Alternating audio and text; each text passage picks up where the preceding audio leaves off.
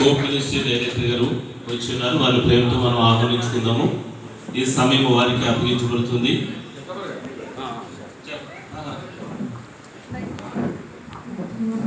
అయితే కొండ విషయంతో నింపబడి ఉంది.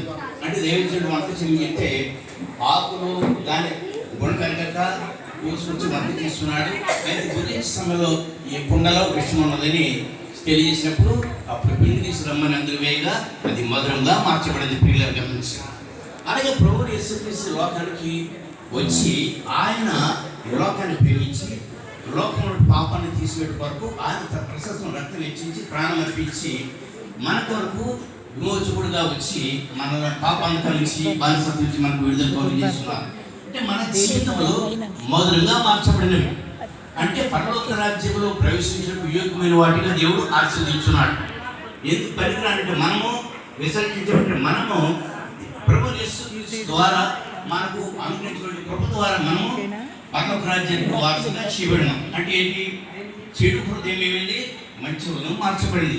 అందుకనే మన ప్రకటన చదివినప్పుడు వీరు ఎక్కడి నుంచి వచ్చున్నారంటే వీరు మహాశ్రమను అనుభవించి శ్రమను అనిపించి చక్కని మాట శ్రమలు లేకుండా మనం విశ్వాసం బలపడలేము. కనుక శ్రమను అనిపించిన బట్టి ఆ శ్రమలో నుండి ఆ శ్రమ కొలుగు నుండి వారు ఆ విశ్వాసంలో పరిపూర్ణత కలిగి దేవుని రాజ్యాన్ని వారసుగా చేయబడి ఉన్నారు.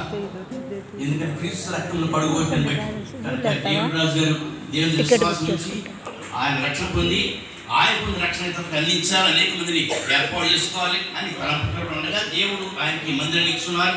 25 సంవత్సరంగా ఈ రీతిగా దేవుని గణపరచుడు గొప్ప ధన్యత కలిగి ఉన్నారు. కనుక ఎవరైతే నన్ను గణపరచదు నేను వారిని గణపరచుదును అని లేఖన భాగం ఏ రీతిగా సెలవిస్తుందో అటువంటి ధన్యత మరి దేవుడి కుటుంబానికి సంఘానికి ప్రతి వారు కూడా కలగాలని పొరపాటుని మనం చేయించున్నాను.